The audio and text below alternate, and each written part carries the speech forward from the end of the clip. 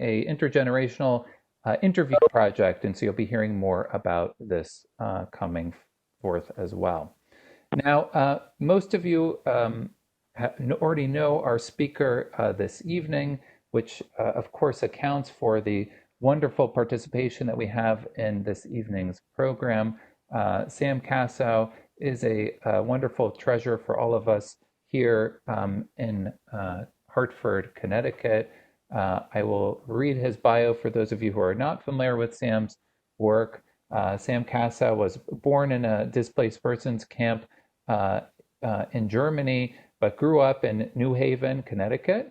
He is a longtime resident of Hartford. He earned his bachelor's degree from Trinity College in Hartford, then went on to earn a master's from the London School of Economics, and then in 1976 earned a PhD from Princeton University. For many years, he has been the Charles Northam Professor at Trinity College. He has numerous publications, including Students, Professors in the State and Tsarist Russia, Between Tsar and the People, The Search for a Public Identity in Tsarist Russia, a volume published for YIVO called The Distinctive Life of European Jewry, and his magnum opus, really, Who Will Write Our History, Emanuel Ringelblum and the Oinik Shabbos Archive. At the Holocaust Museum in Washington, he has also published The Clandestine History of the Kovno Jewish Ghetto Police. And as many of you know, his 2007 book, Who Will Write Our History, was adapted into a documentary film of the same title, directed by Roberta Grossman and produced by Nancy Spielberg. I'm going to, let me make sure that Sam is unmuted.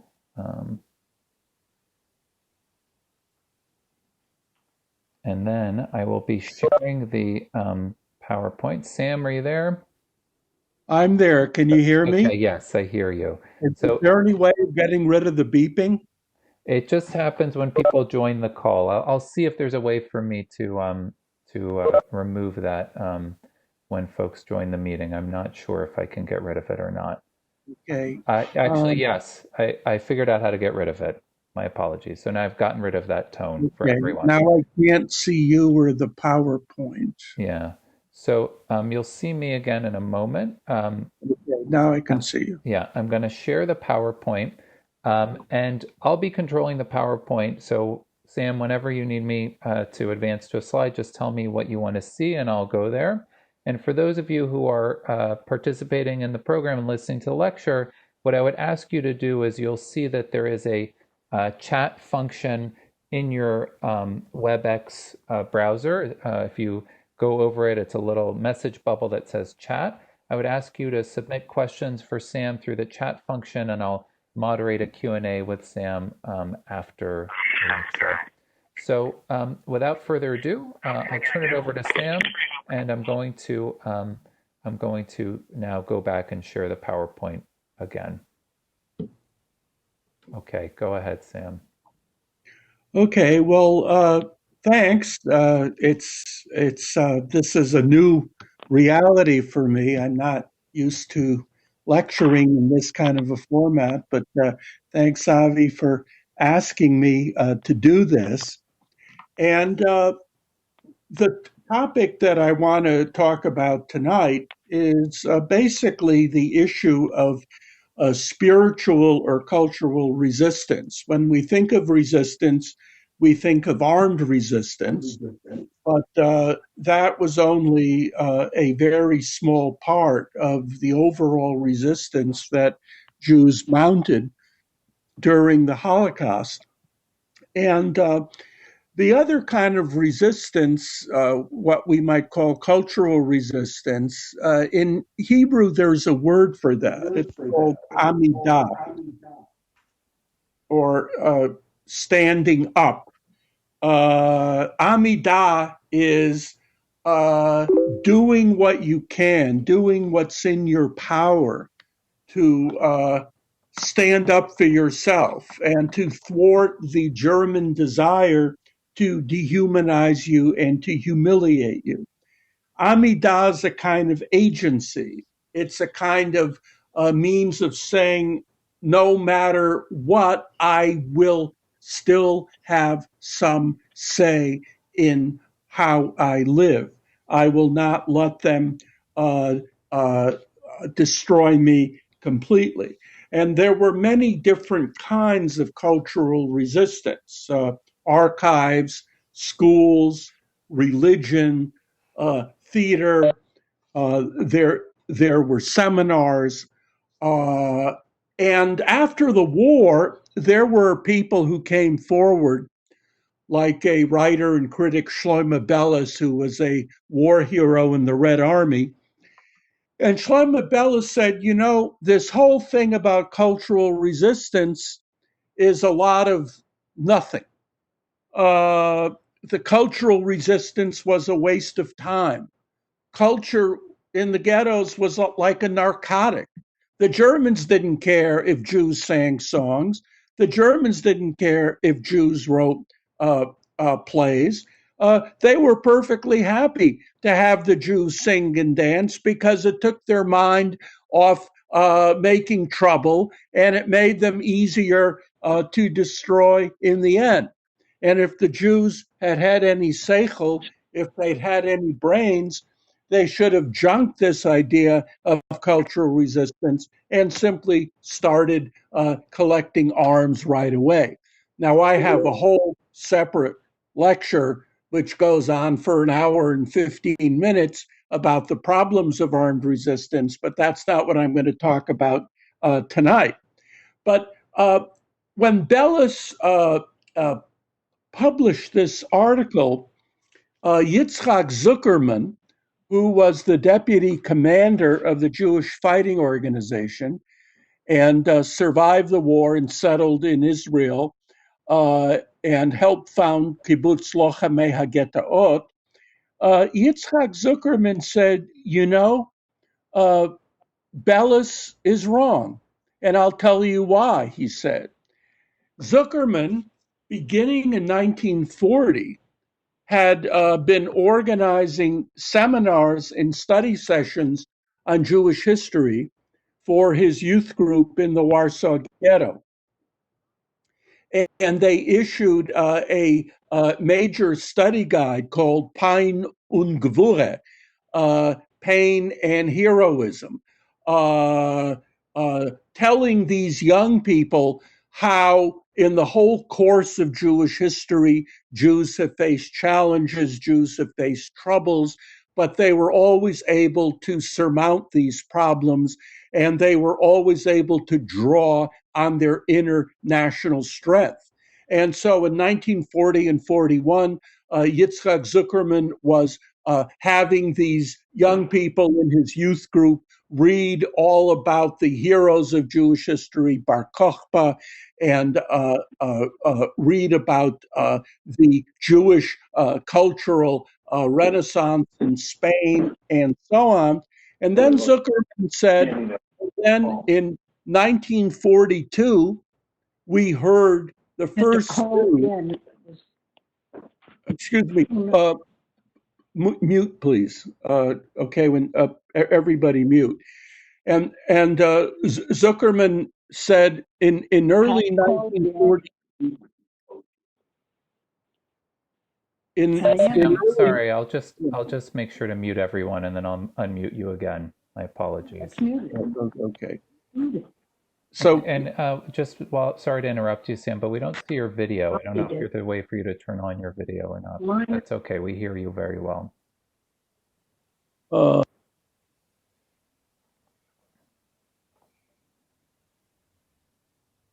If you're on, and it comes back, take a couple more. It's not going away.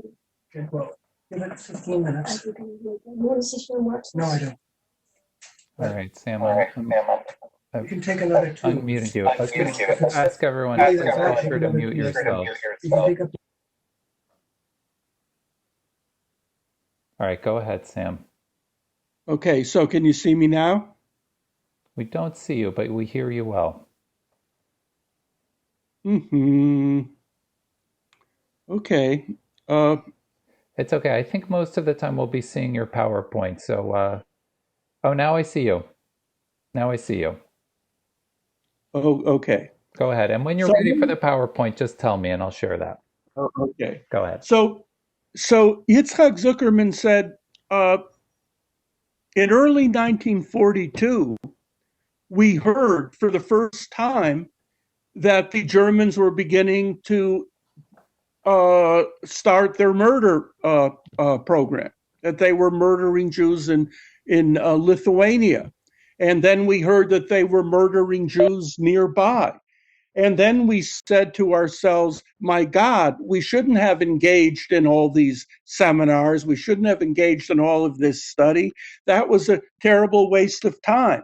And we should have immediately started planning for an armed uprising. And indeed, they got together, they formed the Jewish Fighting Organization, they gathered arms, and as you know, they fought in the Battle of the Warsaw Ghetto, which began in April 1943. But after the war, Zuckerman thought about it all, and he said, without the seminars, without the poems, without the theater, without our conversations with poets and writers in the ghetto, without our work in secret ghetto archives, we never could have maintained our moral integrity. We never could have maintained our inner strength. And therefore, there could never have been a Battle of the Warsaw Ghetto had there not been a previous stage of Amidah, of cultural resistance. And you could say the same in the Vilna Ghetto. In the Vilna Ghetto, you had a very tight symbiosis of cultural and armed resistance. Some of the leaders of the Vilna resistance movement were poets like Abba Kovner, poets like Avram Suk, poets like Shmerka Kaczerginsky. Kaczerginsky and Sutskever were in a group, the so-called Paper Brigade, that worked in the YIVO building, and their job was to go through all the books from all the Jewish libraries that the Germans had sent to this building, and the Germans were deciding what valuable books to send to Germany, and the rest would be junk. And this group tried to save as many valuable Jewish books as possible at great risk, smuggling these books in and hiding them. But at the same time, this group also smuggled in Soviet manuals on how to make landmines, Soviet manuals on how to make hand grenades and Molotov cocktails. So there was no real separation between the idea of cultural resistance and the idea of armed resistance. And I'll talk about Sutskever a little bit later on in this hour. So in other words, what we're talking about here is not just an either or. It's part of a whole continuum of standing up to the Germans.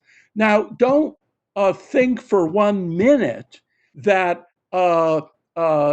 this kind of resistance was the only reaction that Jews had to this unprecedented disaster.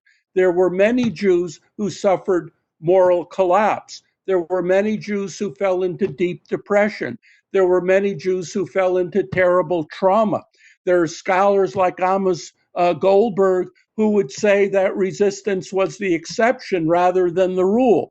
That's a scholarly conversation that's going on. But today I want to focus on Amidah, on certain examples of what Jews tried to do to maintain their human and inner integrity in the face of the German determination, not just to kill them, but to humiliate them beforehand.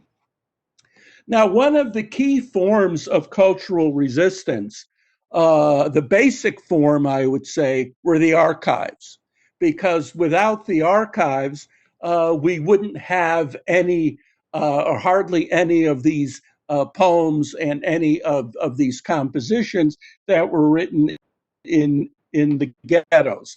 There were archives in many ghettos. The biggest was the Oinik Shabbos Archive, the Joy of the Sabbath Archive, which was organized by Emanuel Ringelblum in the Warsaw Ghetto. And in the last letter that Ringelblum wrote, just a week before he was caught and killed by the Germans, Ringelblum said, if none of us survive, what will happen to the OS? What will happen to this archive?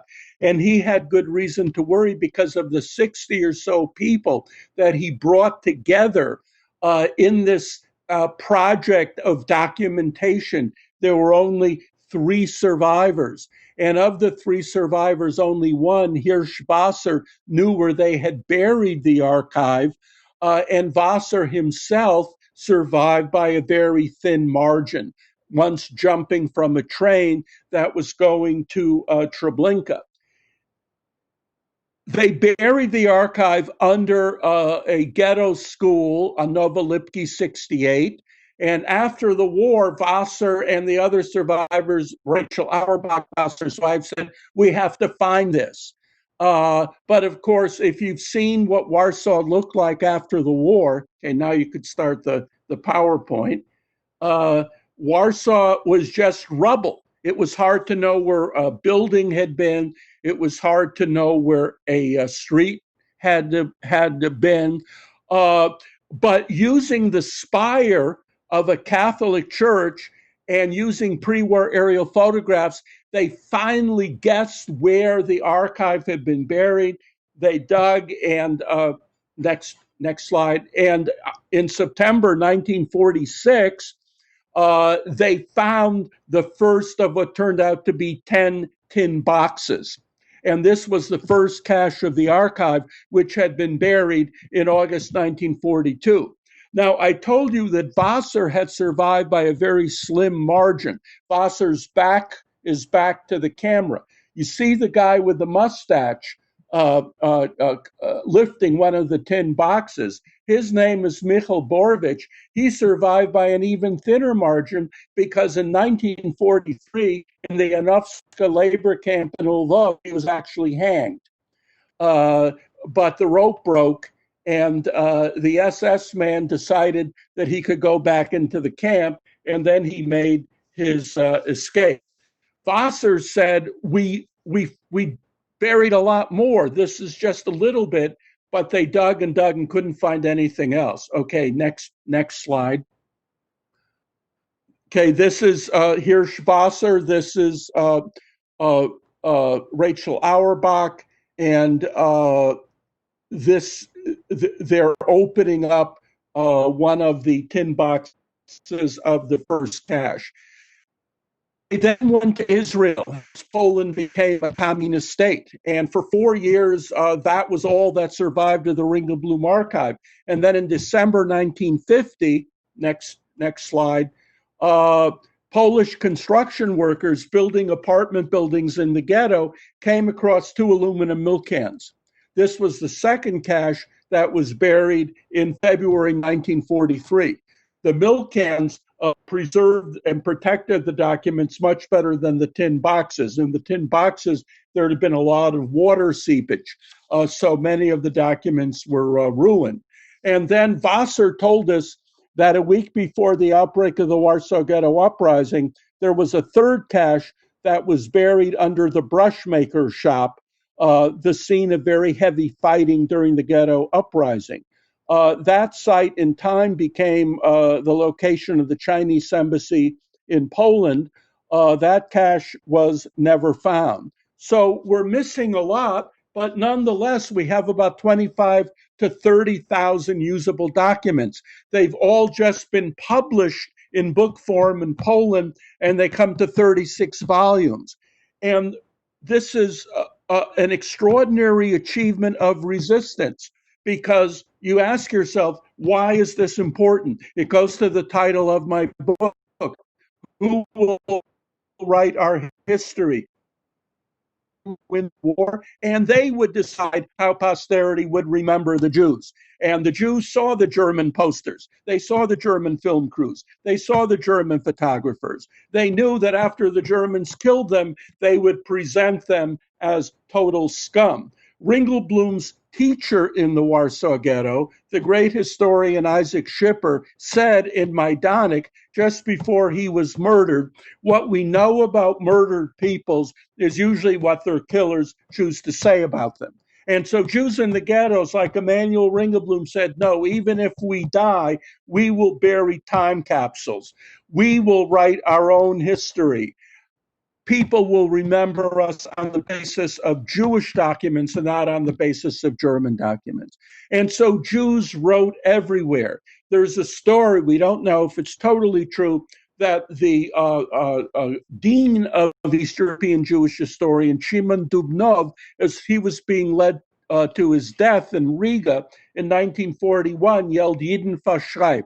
Jews, write it down. In 1946, we found glass bottles under the ruins of the gas chamber number 3 in Birkenau, stuffed with the writings of the Sonderkommando. In a death cell in Krakow, a young Jewish woman named Justinia wrote a journal on toilet paper, which survived and which was published in English by UMass Press. In Vilna and then in the death camp in Estonia, Herman Kruk, the librarian of the Vilna Ghetto, kept a diary. The last entry was made only 4 hours before he was killed. This too survived. Yale published it, and it runs to more than 600 pages. In short, Jews fought back with pen and paper, not just with guns.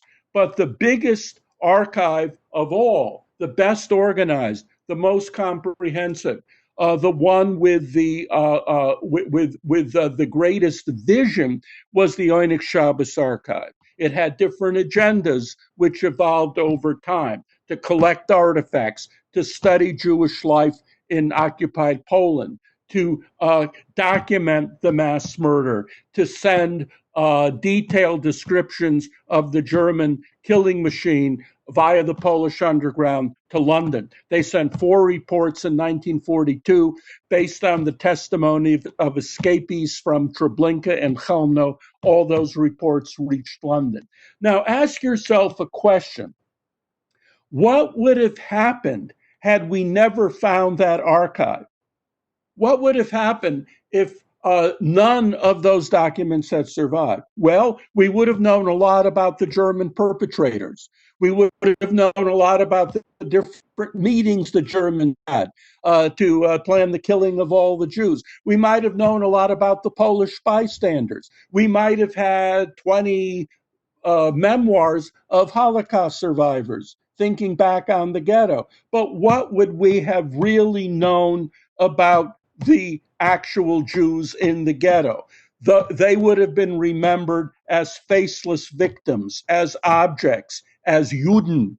But because of the Oynik Shabbos, they emerge as individuals, people with names, part of a community that's not yet destroyed, a ghetto that's not just a holding pen to the death camps, but a ghetto that in real time is still a Jewish community shaped in part by pre-war norms.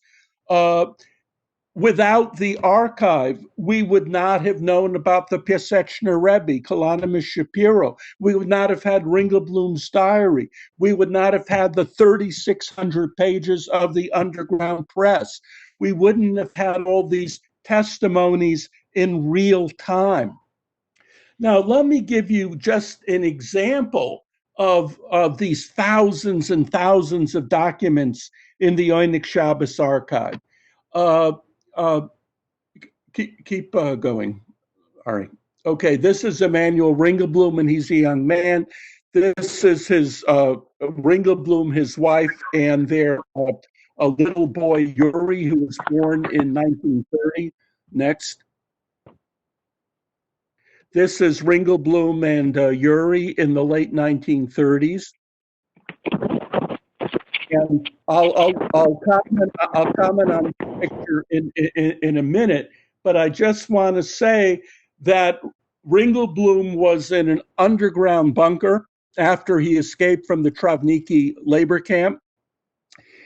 And in that bunker between August 1943 and March 1944, he literally wrote thousands of pages, including a masterpiece of a book, Polish-Jewish Relations in the Second World War.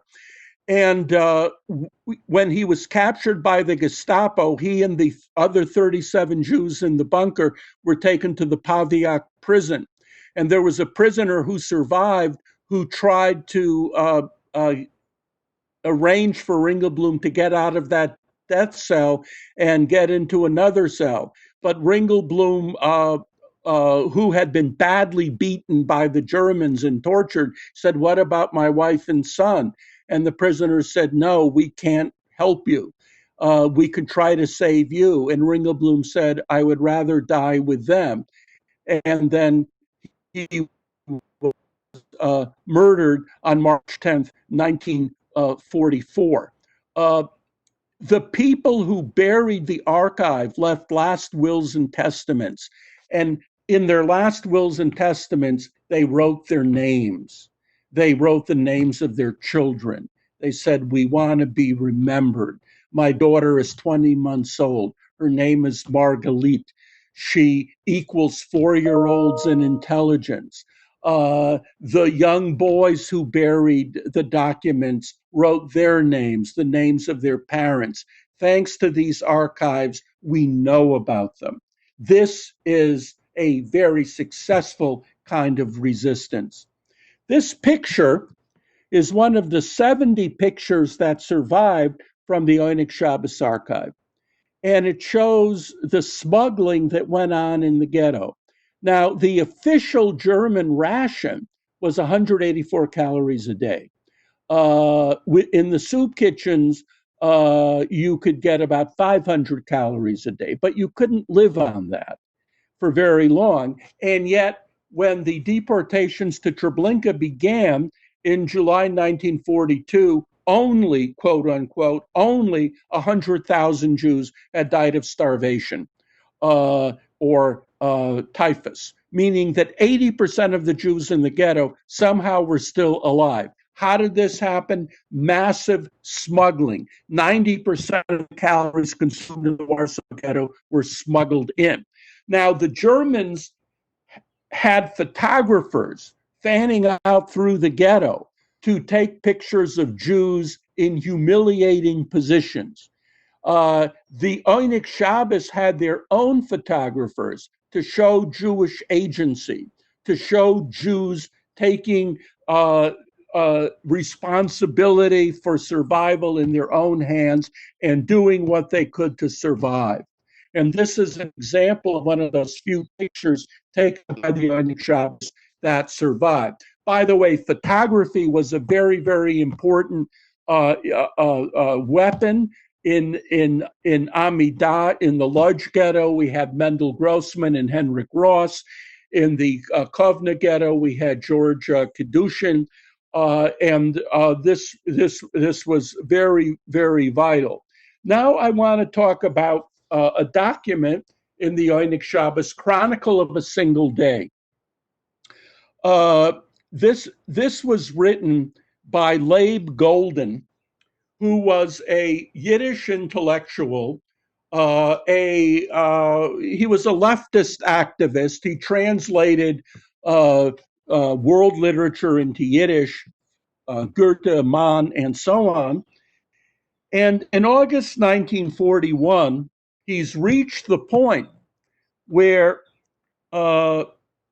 he's gone through all his money and he's sold off all his stuff. He has no more means of income, of support, no source of income. And now he is dependent on the one meal a day that he gets at the soup kitchen. That will give him about 500 calories a day. And that means that he will starve unless somebody will help him with extra food or extra money. but he'll starve over the course of 2, 3, or 4 months. And that process of starvation will be obvious and apparent.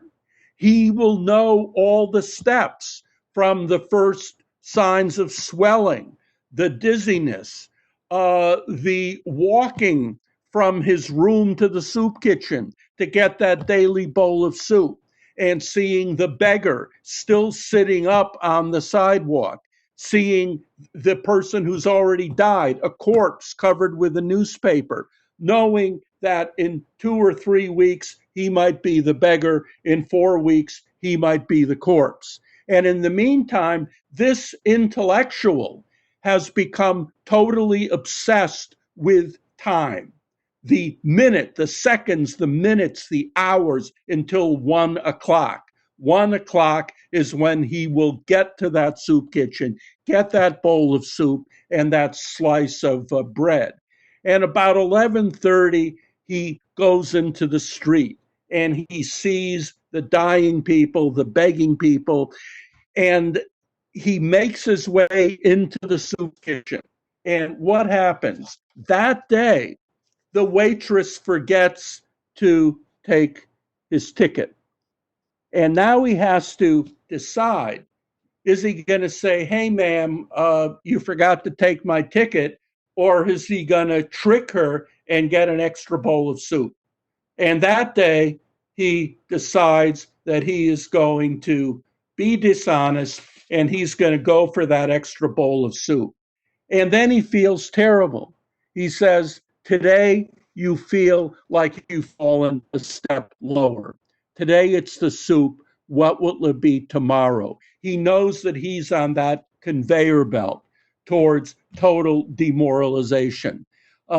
He knows that a short time before he would have been honest, but now that hunger is so abundant, so powerful, that he is slowly losing his ability to make moral choices. On his way back to his room, he passes by the Ghetto Children's Hospital, which is a storefront. The Germans had taken over the real ghetto children, the real Jewish Children's Hospital, and the doctors now had to do their operations in a storefront. And he was looking in, and he saw the surgeons, Anna Browdy Heller, operating on a child. And he says, what's the point of operating on a child? What's the point of saving a child's life? Aren't we in a ghetto? But then as he shuffles towards his room, he realizes, okay, we might resemble wild animals more than we resemble human beings. But one thing, animals don't operate on their children. Human beings do. This is still a reminder that I'm a human being. And unsaid, of course, is the obvious fact that by writing, as long as he can write this, he also affirms the humanity that is not yet totally ebbed away. Now, Golden was swept up in the massacres, in the killings. This is the only trace we have of him. Without the archive, we would have known nothing about him. But because of this, we have a remarkable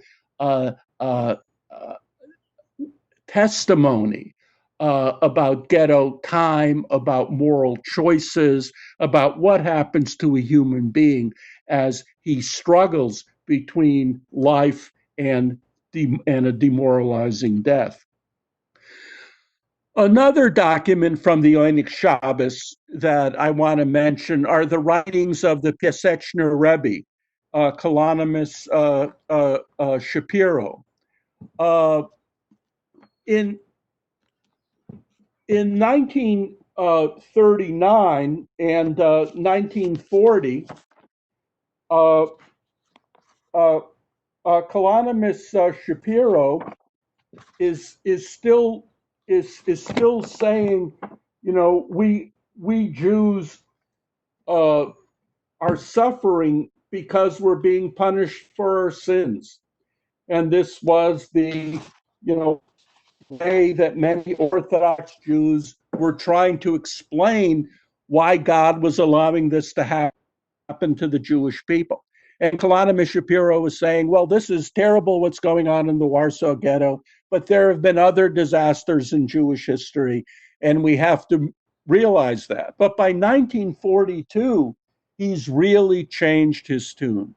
He's saying, I do not know of anything in Jewish history that is as terrible as what's going on now. And he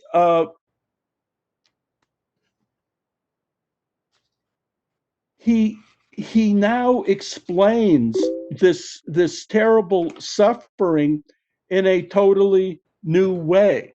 He's saying that the Jews are being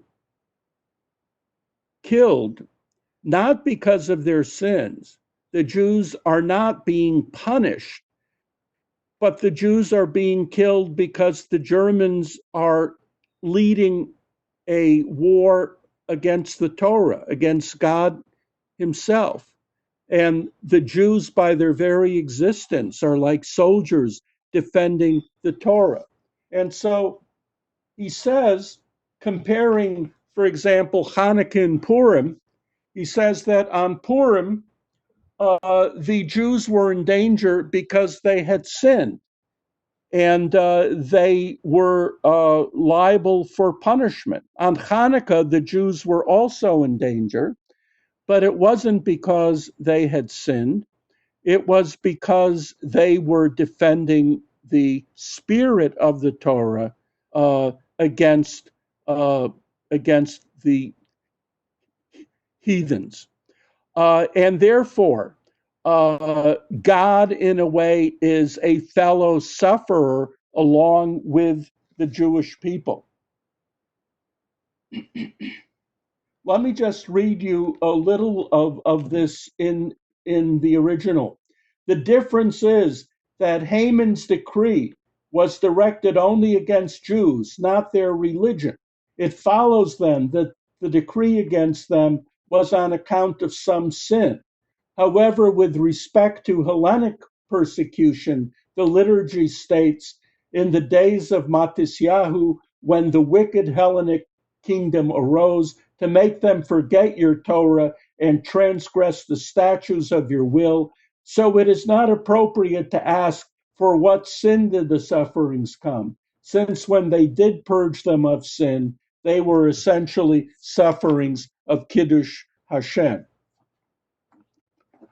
Another poet in the Warsaw Ghetto who again did not survive the war. Yitzhak Katzelson was murdered in Auschwitz in 1944. He lost his wife and one of his sons in Treblinka in 1942, and then he was only left with one son. And he wrote, among other things, an extraordinary poem about the Radziner Rebbe. And this is a symbolic poem. It's about heroism. It's about Jewish heroism that expresses itself not in guns and not in swords, but in performing chesed and in performing mitzvot. And he begins the poem, which, by the way, he's reading aloud to young people who are later going to be leaders of the Battle of the Warsaw Ghetto, people like Zuckerman and Sivya Lubetkin. And he's reading this poem and he's saying, so it will be hard for me. There is a Jew with no weapons and no spurs. He does not shoot. His hands are pure. His heart is pure, and pure is his conscience. And if this Jew spills any blood, it is only his own. I am singing you a song of a hero, but one in a very different tune. And the poem is about a Hasidic Rebbe who who gets rich Jews to give him a lot of money, and he uses this money to walk along a railroad track and to bury Jewish corpses, give them a Jewish burial, chesed shel emes, and he gives money to the peasants to to carry the dead Jews that they happen to see, Jews who jumped off the trains, and to drag those corpses to him so he could give them a Jewish burial. And then at the end of the poem, the Rebbe sees a train on the tracks, and the boxcar is full of Jewish bodies. And he goes into the boxcar, and what does he see? And what does he hear? He hears God crying in a corner. Just as the Piaseczner Rebbe is talking about how Hashem has gone into a private place to cry over the murder of the Jewish people. So God is in the boxcar crying in a corner. And it's come to this, a murdered people, the Rebbe and God, all alone in a dark car full of corpses. The Radzener Rebbe is too busy to comfort God. God needs comforting, who has to witness the murder of his people. And here's how the poem goes. Who is crying there? Who? And he entered the freight car, sat in a dark corner, in silent pain, and he listened to God's sobs. The Rebbe stayed in a corner a long time, in the empty, dark cavern of the wagon. He did not move, listened bravely to God's crying, stayed still, and did not utter a word of comfort. God looks on in grief while the Rebbe proves to his very last his love of the Jewish people. You could mourn, you can cry, you could tear your hair out, you can rip your clothes, you can say, woe to this calamity that's destroying the Jewish people. But in the meantime, you have to do what you have to do. You have work to do. The Rebbe was giving the dead a proper burial, a chesed shel emes. So God looks on while it's the Rebbe who proves to the very last his Avas Yisrael, his love of the Jewish people. Can the very idea of God survive without Jews? Does transcendence come from God or from the individual Jew? Katznelson wrestles with this in his great poem written just before his death in Auschwitz, Das Lied von Ausgehageten Yidischen Volk, the song of the murdered Jewish people, but I don't have time to get into that now. Okay, are you all able to hear me? Yes? Okay. Now, the last document that I want to discuss from the Warsaw Ghetto was written by one of the three survivors of the Einik Shabbos archive, an amazing woman named Rachel Auerbach, who survived, went to Israel, and started the victims' testimony department at Yad Vashem. And she played a major behind-the-scenes role in the Eichmann trial by persuading Gideon Hausner that the trial has to depend not on documents, the way the Nuremberg trial did, but on witness survivor testimony. And she was determined to give the survivors a voice. And so she wrote this document in 1943 called Yisker. She was already on Polish papers, and she was a messenger for the Jewish underground. And she described how one day she was sitting in a Warsaw trolley car. Of course, she couldn't let anybody know she was Jewish. And across from her was a Polish woman weeping over her son, whom the Germans had just shot. And the woman was weeping aloud, repeating, my son, my son, my son. And Auerbach said, this woman is allowed to weep, and she could weep over one son. I cannot weep, and how can I mourn the death of 500,000 people? In November 1943, the Warsaw Ghetto was nothing more than rubble. 500,000 people had been killed. And she writes, I may neither groan nor weep. I may not draw attention to myself in the street, and I need to groan. I need to weep, not 4 times a year. I feel the need to say Yizkor 4 times a day.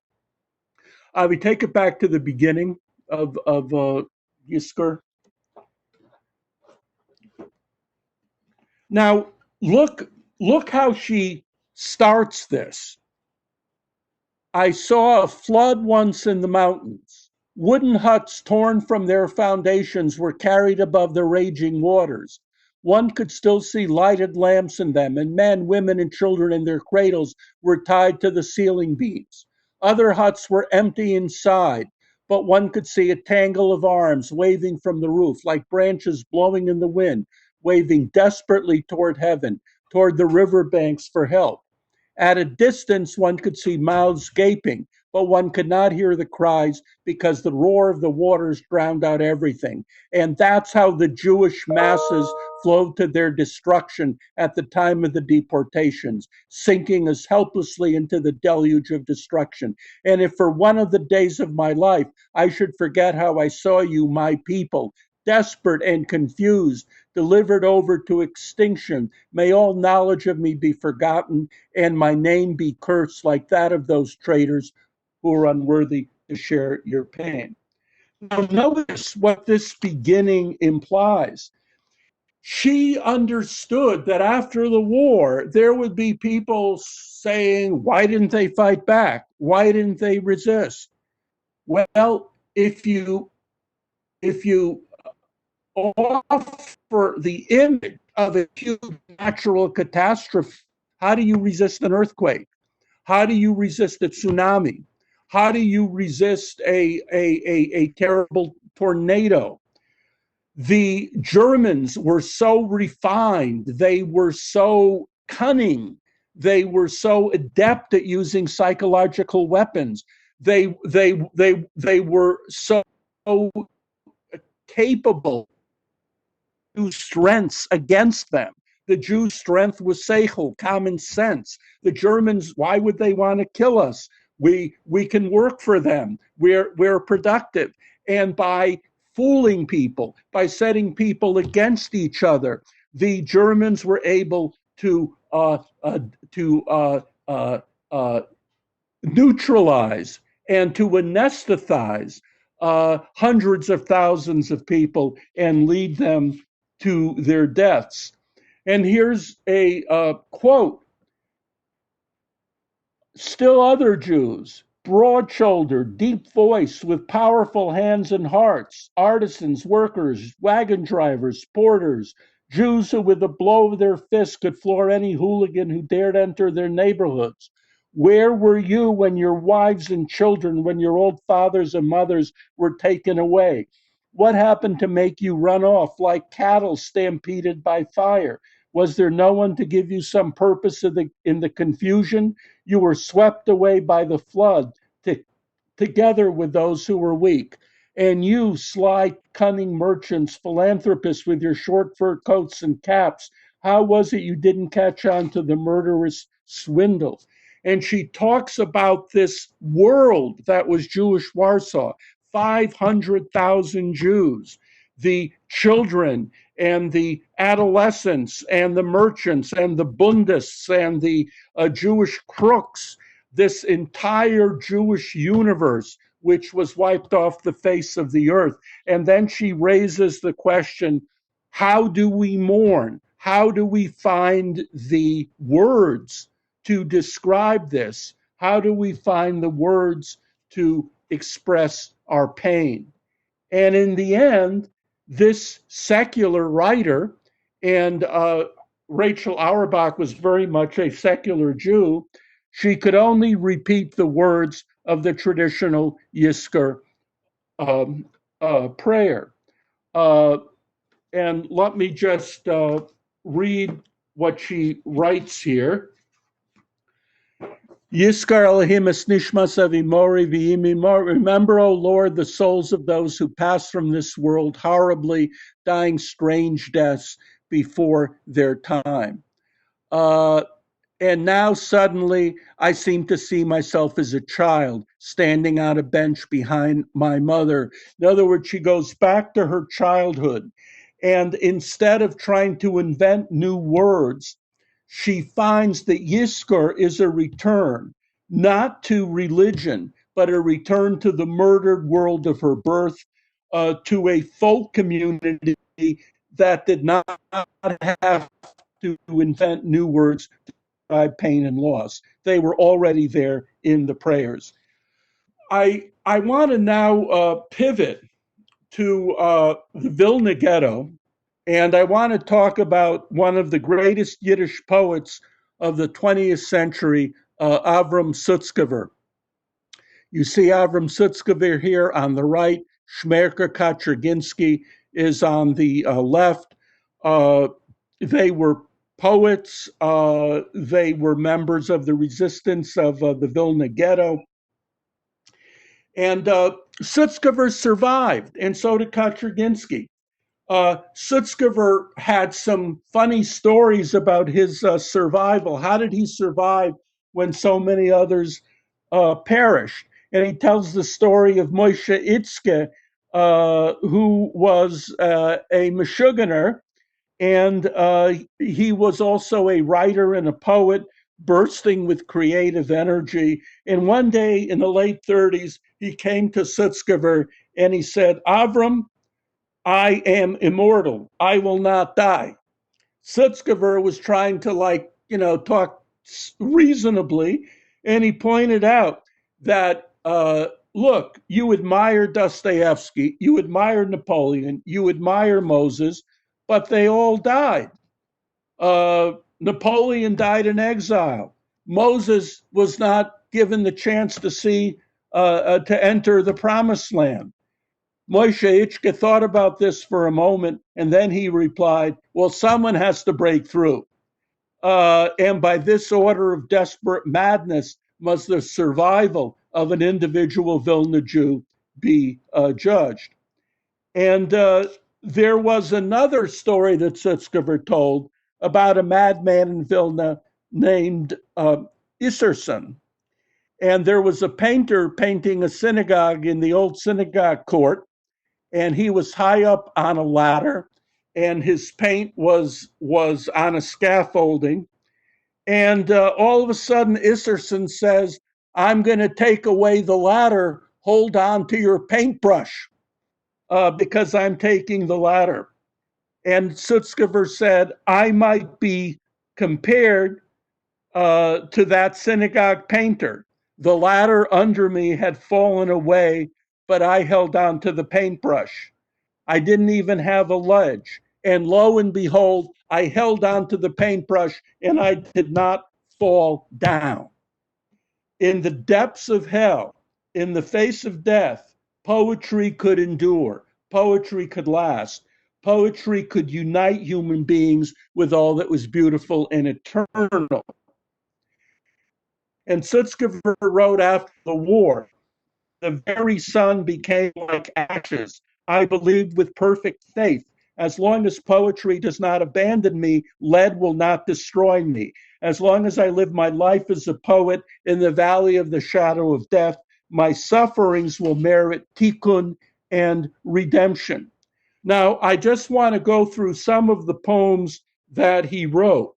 The first poem is Under My White Stars.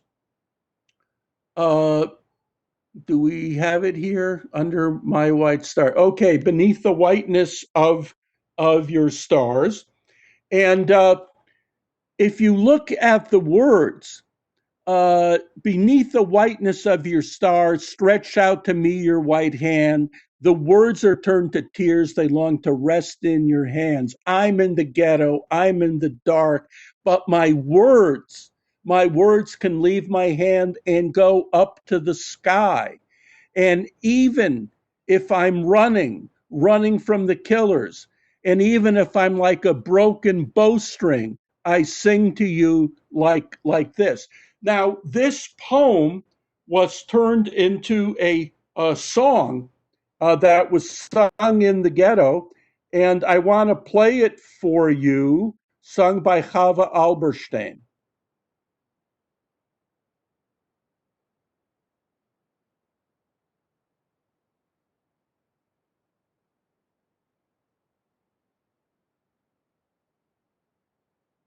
Okay, let me see if I can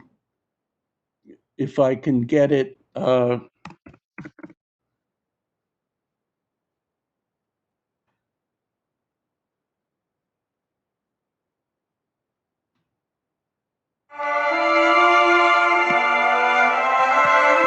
Avi, can you hear me?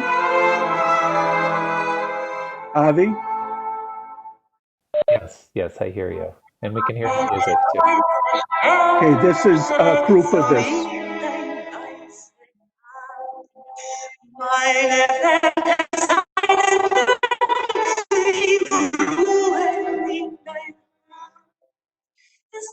Es dunkelt, sehr finkel, in mein Keller liegen. Und ich hoffe nicht in Winkel, sei zu schenken dir zurück. Und ich hoffe nicht in Winkel, sei zu schenken dir zurück.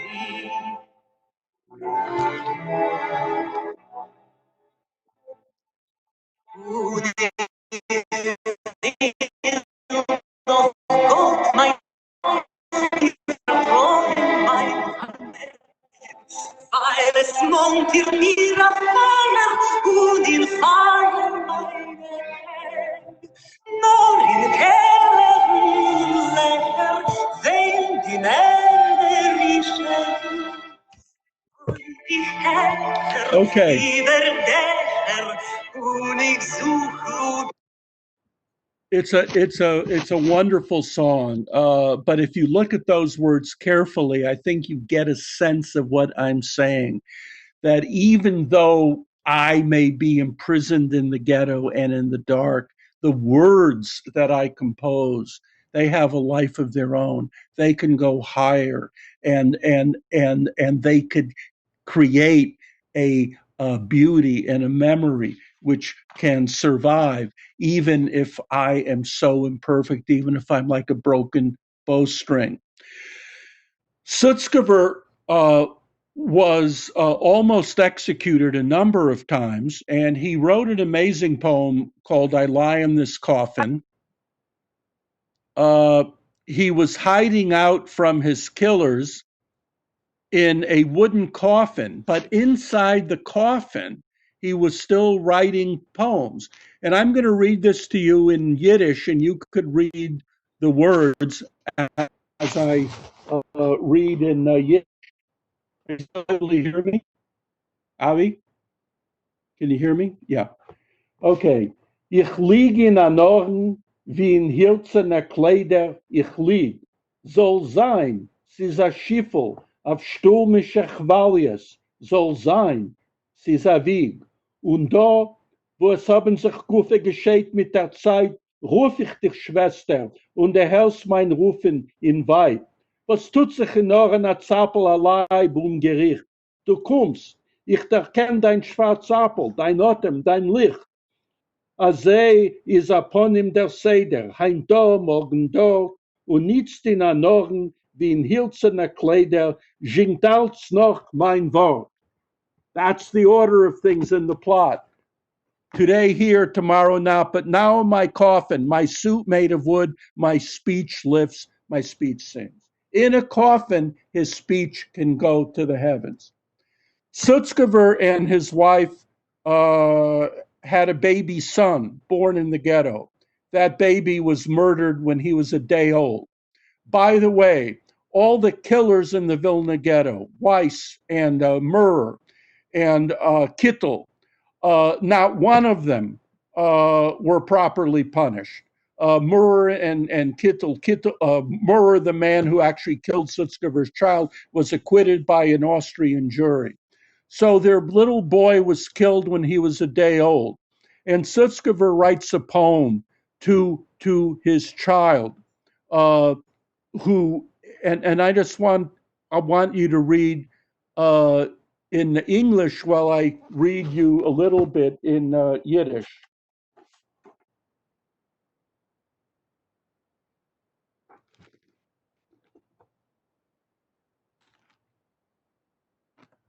Sie von Hunger, sie von großer Liebschaft, nur anedes ist dabei dein Mame.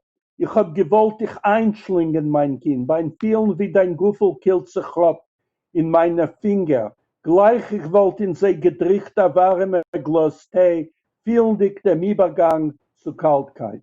Weil du bist nicht kein Fremder, nicht kein Gast, auf unser Erd geboren, nicht kein Zweiten, sich allein gebohrt man wie ein Ring, und die Ringen schließen sich in Ketten. Kind meins, was in Wörter heißt du Liebschaft, und nicht in Wörter bist allein, du, der Kern von mein jeder Cholem, verheilener Dritter, was von die weltischen Winkeln hast mit dem Wunder von einem ungesehenem Sturm zu Nuft gebracht, zu Nuft gegossen, Zwehen, zu beschaffen sich und zu der Freien.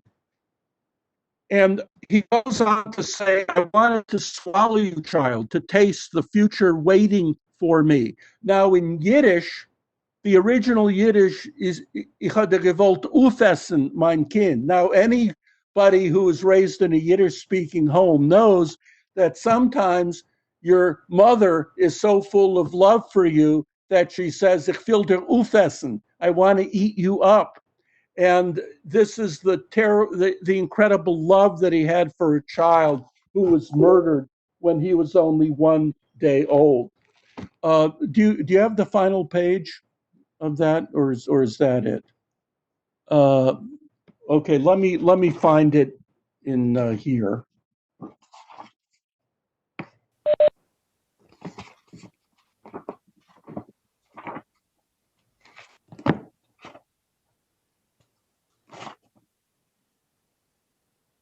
So this ends.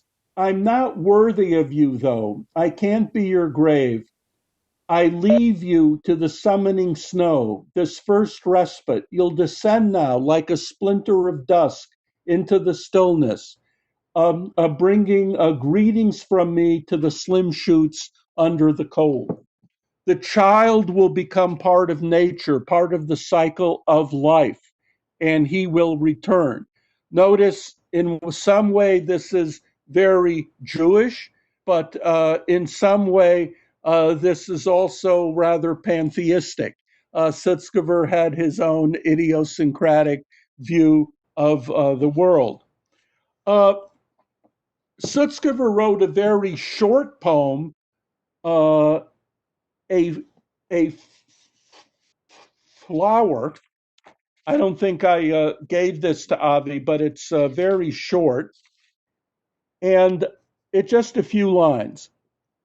Because he wanted to smuggle a flower through the ghetto's gate, my neighbor paid the price of 7 lashes.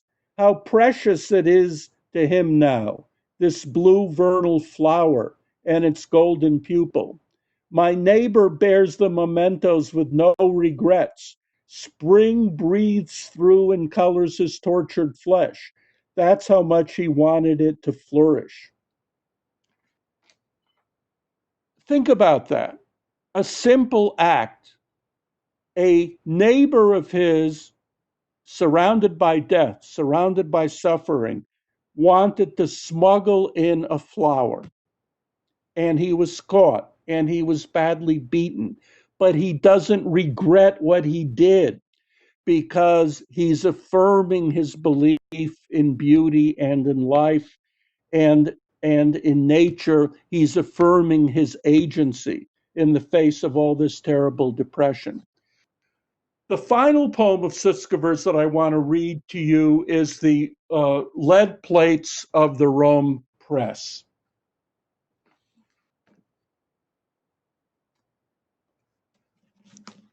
Now, this poem is a symbol. The symbol is this, that one of the things that Vilna was known for, and Vilna was called the Jerusalem of Lithuania, was that it was a center of Jewish learning. And the Vilna Publishing House, the widow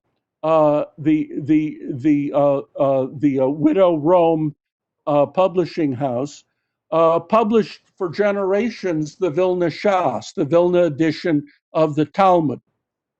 And as the fighters of the Vilna ghetto are leaving the ghetto to go into the forest, this poem describes how they take the lead plates that had printed the Talmud, this center of diaspora Jewish identity for centuries, and they were melting these plates into bullets. And you see here this idea of Jewish history as a continuum. The lead goes from the Talmud into bullets, but then maybe someday back into the Talmud. Jewish history goes from Jerusalem to Babylonia to Vilna, and then maybe back to Jerusalem. Even though the ghetto is facing annihilation, the Jewish people will continue. And I'm going to read this in Yiddish, and you could look on in the English. This was written in 1943. This, as I say, this is symbolic. This didn't really happen, but Sutskever is trying to make a point. Wir haben die Finger gestreckte durch Graten, zu fangen die lichtige Luft von der Frei, durch Nachsicht gezogen, zu nehmen die Platten, die bleierne Platten von Roms Druckerei. Wir Träumer bedarfen nicht wären Soldaten und schmelzen auf Kehlen dem Geist von dem Blei. Und wir haben wiedergeöffnet dem Stempel etwas ein heimischer ewiger Heil, mit Schottens verpanzert, bei Schein von der Lämpel, gegossen die Oisies, erzähl nach erzähl, als wie die Seide Samol in dem Tempel, in gildene Jontef Beneures, dem Öl. Das Blei hat geleuchten bei Muskissen Keul, mach Schoves, zugangen, an Neus nach an Neus. A Schuhe von Bobbel, gesotten, gefleizt in dasselbe Moss, die jüdische Gewurre in Wörter verhehlen, reißen nichts die Welt mit der Schoss. Und wer hat in Ghetto gesehen, das Kleiseien verklammert in heldische jüdische Hemd, gesehen hat der Rangeln sich Jerusalem, das Fallen von jeder granitenen Wand, vernommen die Wörter, verschmolzen in Bleien und ihre Stimmen in Herzen erkennt. The Vilna Ghetto was also known for its theater and its cabaret.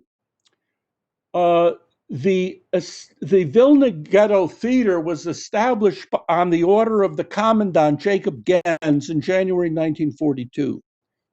By this time, 2/3 of the Jews in Vilna had been killed. 1/3 were still alive in the ghetto, and the ghetto was now about to enter into a period of relative quiet for about a year and a half. And Gens ordered the organization of a theater and a cabaret. And people were shocked. The Bund revolted. They said, in Bei Salem spielt nicht kein Theater. There's no room for a theater in a cemetery. But Gens insisted, and surprisingly, the theater became very, very popular. And the cabarets became very, very popular. And I just want to play you a couple of these songs that were popular in the Vilna cabarets. This first song is called Peshe fun Reshe. Are you able to hear me? Avi? Yes. Avi, can you hear me? Yes, I can hear you. Oh, okay.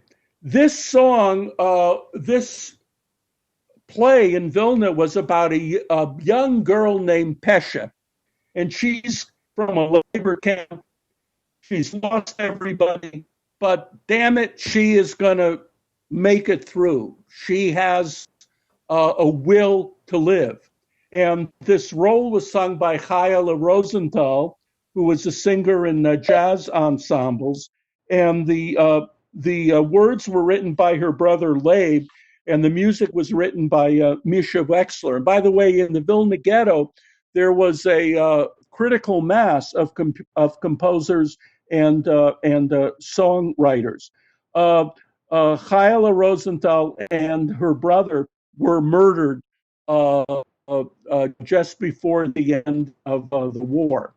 So I want to play this for you.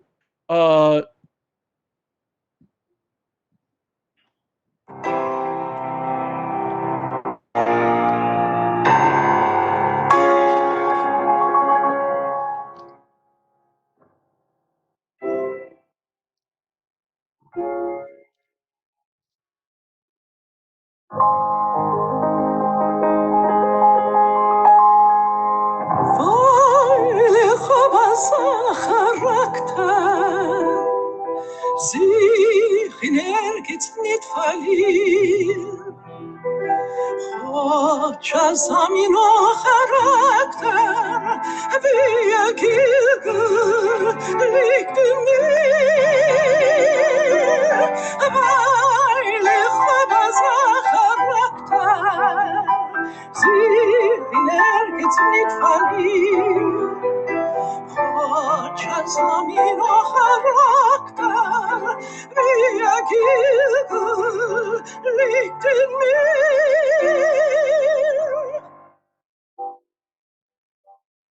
Wie bitter es ist, heimlose zu bleiben. Okay, what she's saying here is weil ich habe so Charakter, sich nirgends nicht verliere, because I have such a character, I never lose it. No matter how hard things are, I'm going to make it. It's hard to be homeless, it's hard to be alone, but I want to survive. Another cabaret song, which was one of the last cabaret performances done in the Vilna Ghetto in September 1943, just before the liquidation, was this song called Moshe Haltzich, Moshe Hold On. This is sung to an American ragtime beat. It's sung here by Adrian Cooper, the late Adrian Cooper, and the words are, Moshe, hold on, don't get depressed. Remember, we got to get out of here. Good days are coming. Don't get sad. Just do everything you can to survive.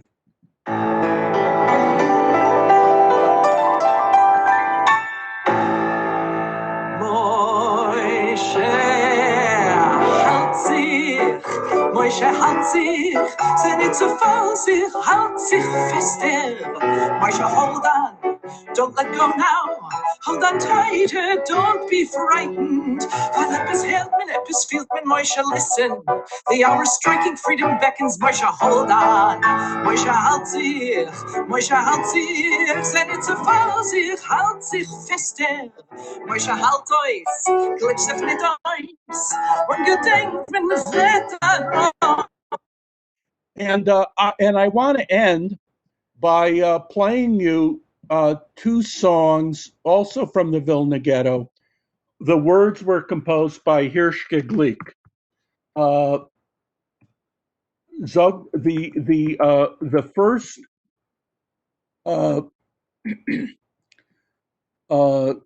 the first song, I apologize, Sam. I don't have the picture of that, but you can talk about it. But I don't have the image of it. Yeah, that's okay. This was composed after word reached the Vilna Ghetto of the uprising in the Warsaw Ghetto. And this song, don't say that you've gone on your last road, even when gray skies are hiding the sun.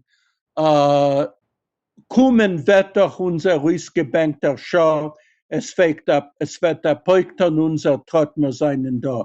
Our hour will come, and we will be able to say mir seinen da, we are here.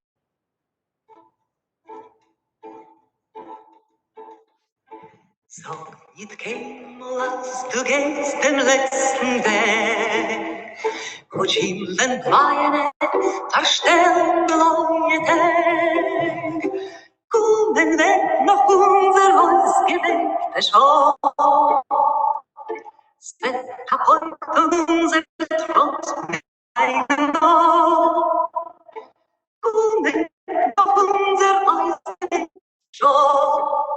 Es wird kaputt und unser Trott mit seinem Dach. Von grünem Palmenland bis weißen Land von Schnee.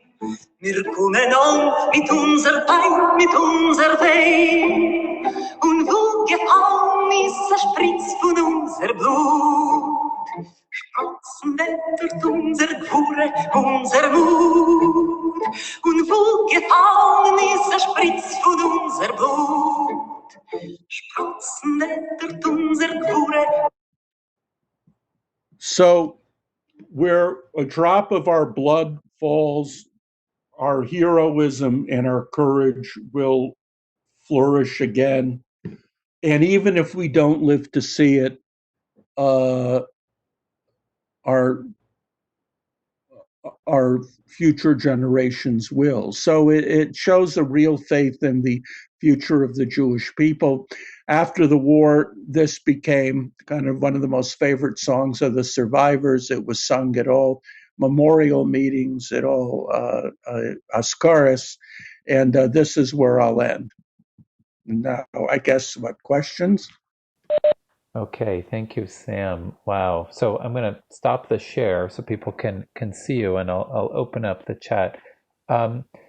I want to first of all thank you for an incredible overview of Yiddish culture in wartime, and this Jewish Hartford European Roots series is intended to be sort of an overview of Yiddish culture in the 20th century, and I cannot think of a more sort of comprehensive review of the beauty and also the pain that accompanies this Yiddish culture. So I want to thank you for sharing your knowledge and your wisdom with us. We do have if you have a few minutes, we have a few questions that have come in through the chat, and so I'll ask you the questions as they came in. There's a question here that we have specifically about the ghetto photographers. So you mentioned the photographs, for example, that made up part of the Oneg Shabbos archive, and Mendel Grossman, who you may have seen as we were going through the PowerPoint, some of the photos from the Lodz ghetto. Very technical question. How do you know how they were able to develop the photographs under these conditions? Yeah, they had a secret hiding place where they were able to develop, but a lot of the negatives were lost, but a lot of the negatives were buried, and Mendel Grossman buried a lot of it. He didn't survive. Henrik Ross survived.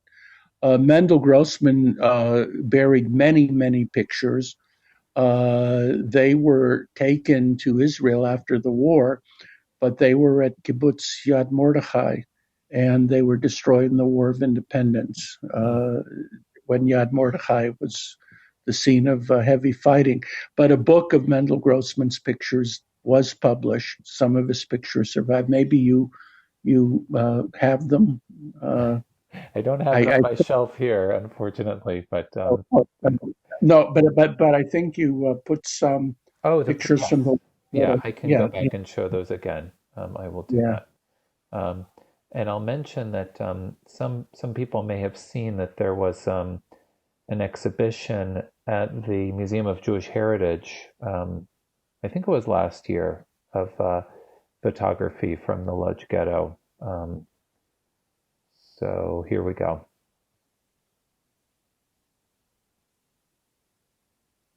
That's Avram Sutzkever in the Vilna Ghetto. Okay, here. Yeah. This is Mendel Grossman. And he's taking a picture. He's risking his life. He's taking a picture of August 1944, the final deportations from the Lodz Ghetto, where everybody was assured they'd be sent to work in Germany. Instead, everybody was sent to Auschwitz, where they went through a selection. 2/3 of the people were sent to the gas chambers. But this is Mendel Grossman taking a picture, and somebody's taking a picture of him. Yeah. Do you have any more I pictures from the do. Lodz Ghetto? There's, let's see. Yeah. This is Mendel Grossman. Yeah. This is Yom Kippur in the Lodz Ghetto in 1941. People davening in a courtyard. Oh, I want you to pay attention to this. In September 1942,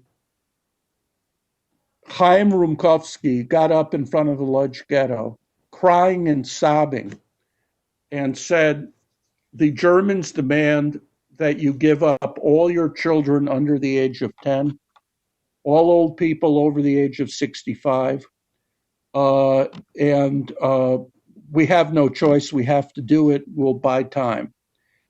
And then everybody was in the so-called sperre. That means everybody was in a lockdown. For 1 week, people couldn't leave their rooms in the ghetto, and they went from building to building with lists, and all kids under the age of 10 were taken away from their parents and put behind this fence, and they were kept there for a few days, then they were all sent to Chelmno to be killed.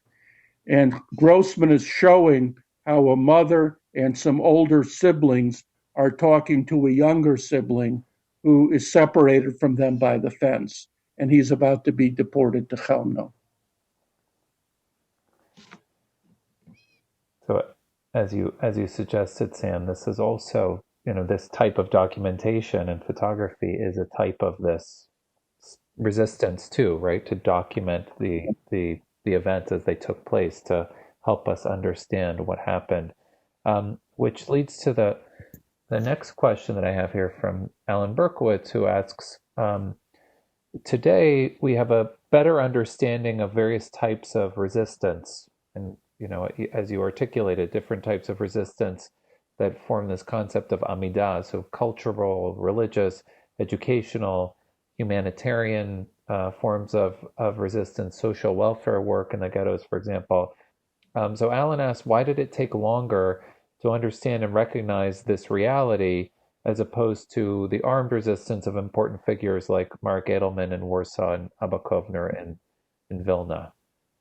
So a historiographical question. Yeah, because after the Holocaust, Jews in America and Jews in Israel, you know this better than I do, they wanted a kind of a usable story. They wanted a story of heroes and of, people fighting German tanks.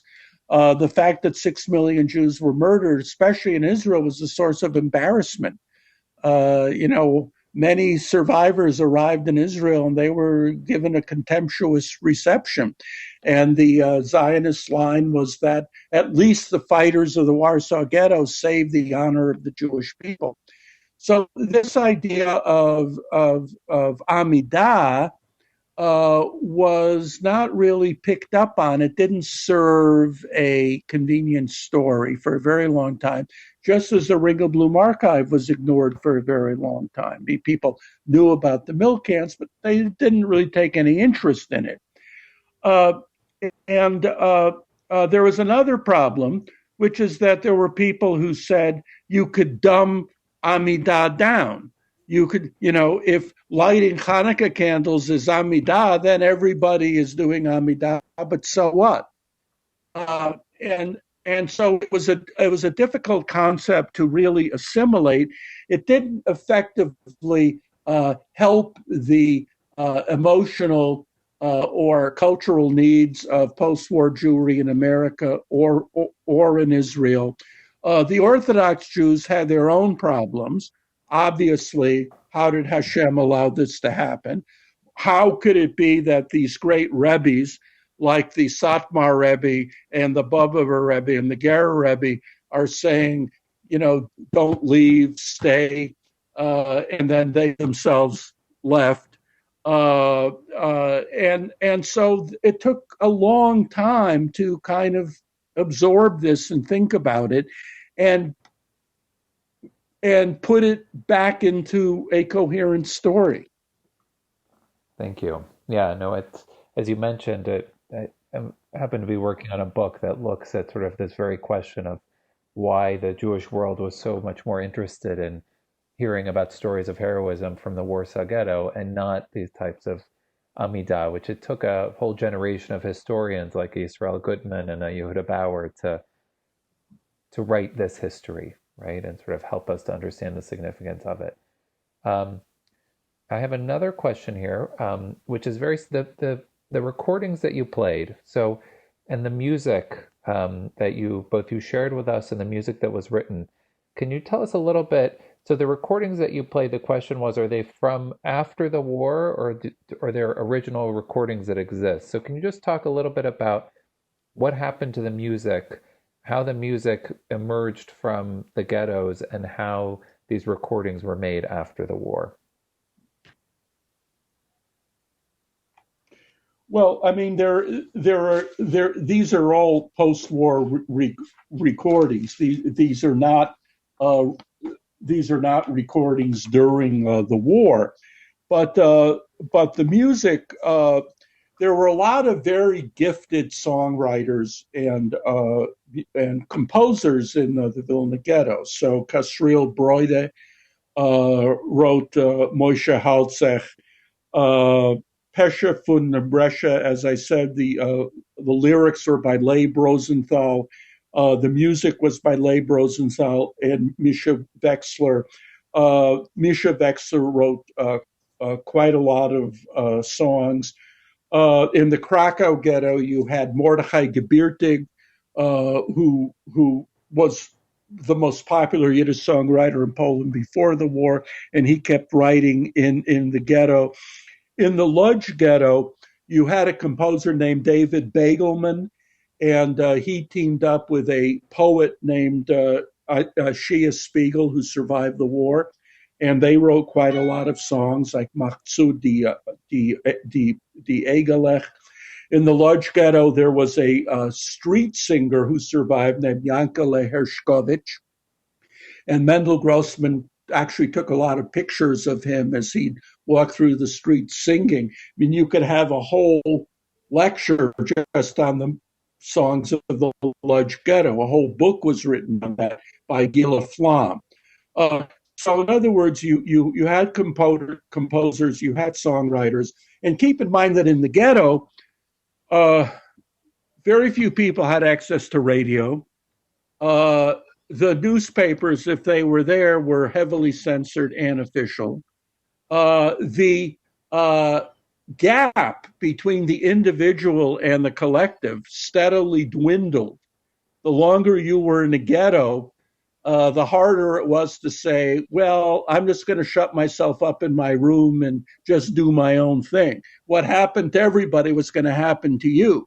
So the song became the medium where people could get together and share their fears, their hopes, their memories. A very popular kind of ghetto song was to take a folk song or a lullaby that everybody knew from before the war and put new words into it.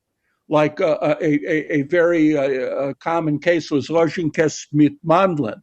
There's the lullaby. Rojinkes mit Mandlin, das wird sein dein Beruf. Rojinkes mit Mandlin, schlafsche jeder schlaf. Lullaby, raisins and almonds, and you will be a great merchant.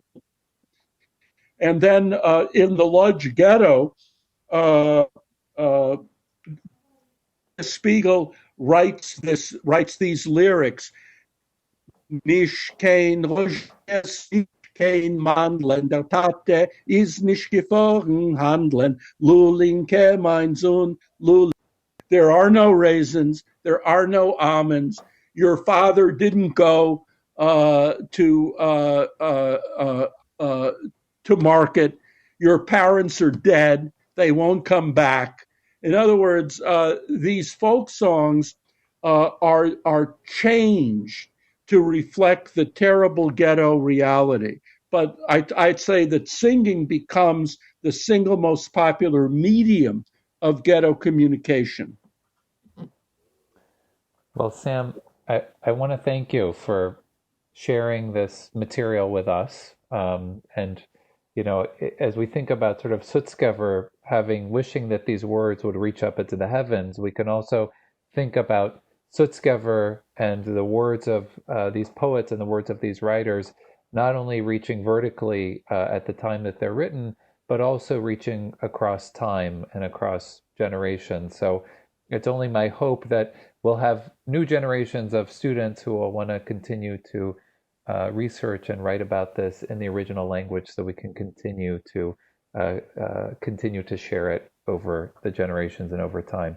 So, Sam, I want to thank you so much for sharing your wisdom with us and sharing your time with us. And I want to thank everyone for joining us here this evening. I will remind you that in 2 weeks, as part of this culture program, as part of the program, we have the next event, which is in 2 weeks. Nick Underwood will be talking about Yiddish theater and the digital Yiddish theater project, which is taking place on July 21st. And Voices of Hope has a series of programs which will be taking place every week, looking at intergenerational memory of the Holocaust. So thank you all for joining us here this evening, and we look forward to seeing you quite soon, if not in person, then through these virtual means for the time being. I wish everyone be well. Sei gesund und stark. Nice to see everyone. Thank you. Novent. Thank you, Sam.